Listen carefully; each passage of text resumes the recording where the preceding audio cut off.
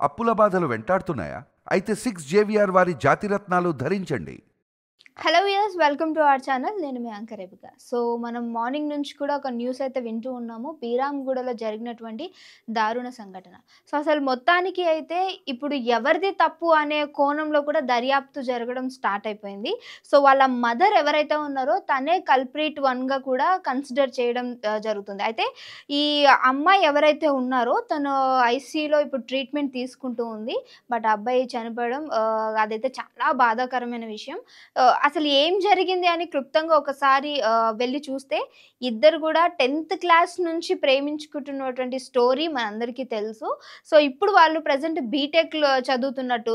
కానీ మరి ఇంత 10th క్లాస్ నుంచి ఉన్న వీళ్ళకి అసలు ఎందుకు ఇంతవరకు వచ్చింది? ఇతన్ని పిలిచి ఎందుకు చంపాల్సొచ్చింది అని చెప్పేసి మాట్లాడుకుంటే మొత్తం వాళ్ళ మదరే స్కెచ్ వేసినట్టు. అంటే ఒకసారి వాళ్ళ ఫాదర్ వైపు చూసుకుంటే వాళ్ళ ఫాదర్ చనిపోయారా? లేదా సంథింగ్ వీళ్ళని వదిలేసి వెళ్ళిపోయారా? అనేది ఒక మిస్టరీగానే ఉంది. బట్ వాళ్ళ మదర్ మాత్రం ఎవరైతే అమ్మాయి వాళ్ళ అమ్మున్నారో తను వేరే అబ్బాయితోటి ఉండడం. సో వాళ్ళిద్దరు ఉన్న క్రమంలో ఈ అమ్మాయి ఎవరైతే ఎవరైతే ఇప్పుడు ఐసీయూలో ట్రీట్మెంట్ పొందుతున్నారో తన పైన వాళ్ళ అంటే స్టెప్ ఫాదర్ కన్నేశాడు అని చెప్పేసి ఆ అమ్మాయి ఆరోపణ చేస్తున్నారు. అది ఆరోపణ నిజమా అనేది తను ఐసీయూలోంచి ఒకసారి కోలుకొని బయటకు వచ్చిన తర్వాత నిజాలు తెలియాల్సి ఉంది. సో తను ఇలా చేస్తున్న క్రమంలో వీళ్ళు ఏం చేశారంటే ఇంట్లోంచి బయటకు వెళ్ళిపోవడం. సో వీళ్ళిద్దరు కూడా బయట ఉండి అంటే బయట రూమ్ తీసుకొని ఉన్నారు అని చెప్పేసి కూడా వాళ్ళ మదర్ ఇప్పుడు మీడియా ముందుకు వచ్చి చెప్తున్న వార్తలు ఇవి. సో మరి ఇంత చేస్తున్నప్పటికీ మరి తల్లిగా తనుండి ఏం చేస్తుంది? మరి 10th క్లాస్ నుంచి గొడవలు అవుతున్నాయి, వద్దు అని చెప్తున్నాము. ఇంత పెద్ద మిస్టరీ అన్నీ నడుస్తున్నప్పుడు ఎందుకు ఆపలేకపోయిందని కూడా నెటిజన్లు కామెంట్ చేస్తున్న పరిస్థితి కనిపిస్తుంది ఇక్కడ. మరి ఇంత జరిగి ఈరోజు ఆ అబ్బాయిని పిలిచి చంపాల్సిన పరిస్థితి ఎందుకు వచ్చింది అనంటే అక్కడ ఎవరైతే తన స్టెప్ ఫాదర్ ఉన్నారో తను ఈమె పైన ఇంట్రెస్ట్ చూపించడం. మరి ఆ ఇంట్రెస్ట్ ఈ తల్లికి ఇష్టమయ్యిందో లేదు అనంటే తన కూతుర్ని ఇతని దగ్గర పంపించకపోతే ఈయనెక్కడ ఏమైనా వదిలేస్తాడు అనుకుందో ఇలాంటి దారుణమైన అంటే తల్లి మనకి దేవుడి తర్వాత తల్లి అంటూ ఉంటాం కదా. కానీ ఇలాంటి సిచ్యువేషన్స్లో కూడా మదరు తన కూతుర్నే అతనికి మరి వెరగా వేస్తుందా లేకపోతే ఇంకేంట డబ్బులు మ్యాటర్ అక్కడ ఒకవేళ కాదు అని అంటే ఇంకేమైనా అక్కడ జరుగుతుందా అనేది మనకైతే తెలీదు. బట్ ఆ అమ్మాయి ఐసీయూలోంచి బయటకు వచ్చిన తర్వాతనే మనకి చాలా అంటే క్వశ్చన్స్కి ఆన్సర్ తెలియాల్సిన పరిస్థితి.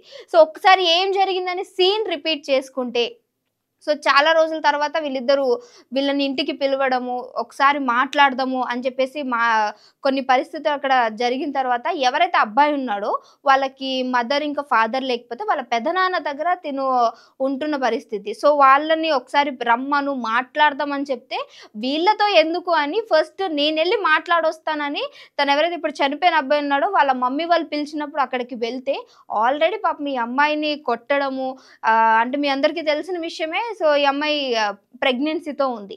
సో అంటే ఈ పెళ్లి కాకముందు ప్రెగ్నెన్సీ ఏంటి మరి ఇలాంటి వాటిని మీడియా మీరు వెనకాల వేసుకొస్తున్నారా అని అడిగితే సో కొన్ని విషయాలకి ఇద్దరి వైపు తప్పుంది అనే చెప్పొచ్చు. బట్ పెళ్లి కాకముందు ఇలాంటివి ఎవరు కూడా ఎంకరేజ్ చేయరు. ఫస్ట్ ఆఫ్ ఆల్ మీడియాలో మేము కూడా ఎంకరేజ్ చేయం. బట్ ఒక మనిషిని చంపడం అనేది అది కరెక్ట్ కాదు. సో అది ఏదైనప్పటికీ మనము లీగల్గా వెళ్ళొచ్చు, లేదంటే వాళ్ళ పేరెంట్స్ ఉన్నారు పిలిపించి మాట్లాడొచ్చు. సో వీళ్ళు 10th క్లాస్ నుంచి లవ్ చేసుకున్నప్పటి నుంచి కూడా వాళ్ళ మదర్ మరి ఎక్కడ కలిసారు అంటే ఆమె చెప్తున్న ఒక రీజన్ అంటే ఒకటి ఏంటి అంటే వాళ్ళు పార్క్లో కలిసారు, సెక్షువల్గా కలిసారు. ఎందుకనంటే వీళ్ళు 10th ఉన్నప్పుడు వీళ్ళు ఇంకా మేజర్స్ కాదు. ఇప్పుడు మేజర్స్ అయిపోయారు కాబట్టి వీళ్ళిద్దరు పార్కుల్లో కలిసారు, అక్కడే ఇదంతా చేశారు. అందుకని మా అమ్మాయికి ప్రెగ్నెన్సీ వచ్చింది. సో ఇది చాలా సెన్సిబుల్ క్వశ్చన్, అంటే సెన్సిబుల్గా మాట్లాడుతుందని అనుకోవచ్చు. అంటే అన్నీ తెలిసి సైలెంట్గా ఉన్నారు. మరి ఈరోజు ఆ అమ్మాయికి స్టెప్ ఫాదర్ వల్ల ఏమన్నా అనిపించి ఇది చేశారా? లేదు అంటే ఈమెకి ఇంకేమన్నా సంబంధాలు రావడము, అది వీళ్ళకి నచ్చడము, సో ఇలాంటివి ఏమన్నా ఇక్కడ కథలు నడుస్తున్నాయి అనేది కూడా మనకు తెలియదు. ఏదేమైనప్పటికీ ఒక ప్రాణాన్ని తీసే రైట్ మనెవ్వరికీ లేదు. నేను ఎప్పుడు కూడా ఒకటే చెప్తాను, అమ్మాయిల విషయంలో అబ్బాయిలు ఏదైనా చేస్తున్నారు, ఇలా చంపేయడం ఇలాంటివన్నీ జరుగుతున్నాయి అని అంటే అది కేవలం మనం అబ్బాయిల మిస్టేక్గానే చూస్తాము. బట్ ఒక తల్లిగా ఒక ఆడదానిగా ఉండి తన కూతురి జీవితాన్ని ఈరోజు నాశనం చేసింది అంటే ఇలాంటి వాళ్ళ గురించి మాట్లాడాలంటే నిజంగా మాటలు కూడా రావట్లేదు. ఏం తిట్టినా, ఏమన్నా అంటే మన నోరు వేస్ట్ తప్ప ఎంతకి మారరు అనే ఒక పదం వాడతా ఉంటాం కదా! మనిషికో మాట, గొడ్డుకో దెబ్బ అంటారు కదా! సో, ఇలాంటి వాళ్ళు అలాంటి కేటగిరీకి చెందుతారనమాట. సో, ఎంతకైనప్పుడు పాపం ఆ అమ్మాయిని ఇప్పుడు అంతలా హింసించి, బాధించి ఈరోజు ఐసీయూలో ఉన్నప్పటికీ తన భర్తని అంటే ఇక పెళ్లి చేసుకోకపోయినా ఇప్పుడు ప్రెగ్నెన్సీ వచ్చిందంటే సమాజం మనల్ని అలానే చూస్తది. ఎందుకంటే ఎవరు ఒప్పుకోవట్లేదు గదా! ఒకవేళ మనం సెక్షువల్‌గా కలిస్తే మేబీ వీళ్ళందరూ ఒప్పుకుంటారేమో అని జెప్పేసి చేసుండొచ్చు. కానీ ఎంత చేసినా నువ్వు వాళ్ళని వెనకాలేసుకొస్తున్నావమ్మా.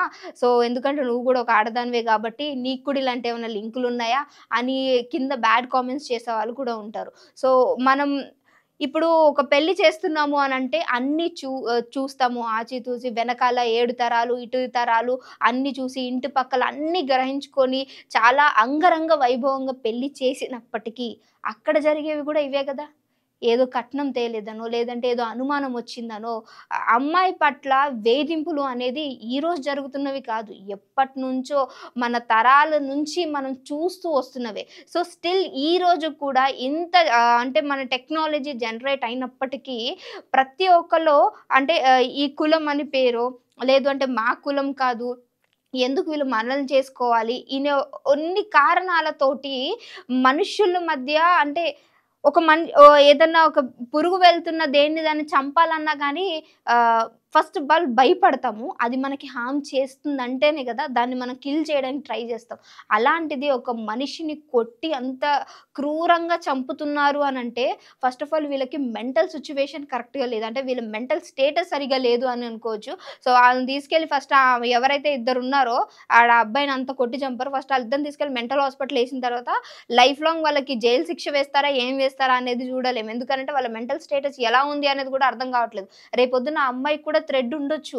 అంటే వీళ్ళు ఎందుకనంటే ఇప్పుడు ఎన్ని రేప్ కేసెస్ జరుగుతున్నాయి, ఎన్ని మర్డర్స్ జరుగుతున్నాయి. ఎప్పుడో తీసుకెళ్తారు, కొన్ని సంవత్సరాల తర్వాత వదిలేస్తారు. ఆ తర్వాత కూడా వీళ్ళకి అదే కక్ష, అదే కోపం వీళ్ళ మీద ఉండి మళ్ళీ ఆ అమ్మాయిని ఏం చెయ్యరు అనే గ్యారంటీ కూడా లేదు కదా! మరి ఇప్పుడు ఆ అమ్మాయి ప్రెగ్నెన్సీతో ఉంది. రేపొద్దున ఒక పాపకో, బాబుకో బర్త్ ఇస్తే ఆ ఫాదర్ ఎవరు అని చెప్పేసి అమ్మాయిని అడుగుతారు. ఇలాంటివన్నీ కూడా ఇప్పుడున్న పేరెంట్స్ ఎందుకు ఆలోచించట్లా?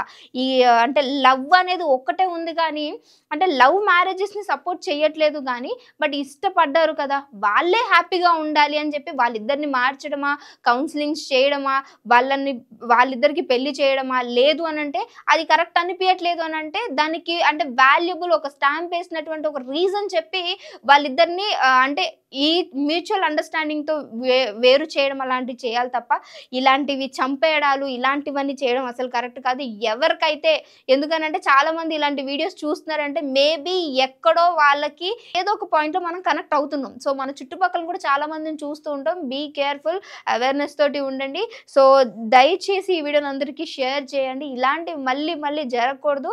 అసలు మన ఇండియాలో ఇలాంటివి ఎంత మేరకు జరుగుతున్నాయనంటే ప్రతి ఒక్క రోజు వందల కేసెస్ వస్తున్నాయి.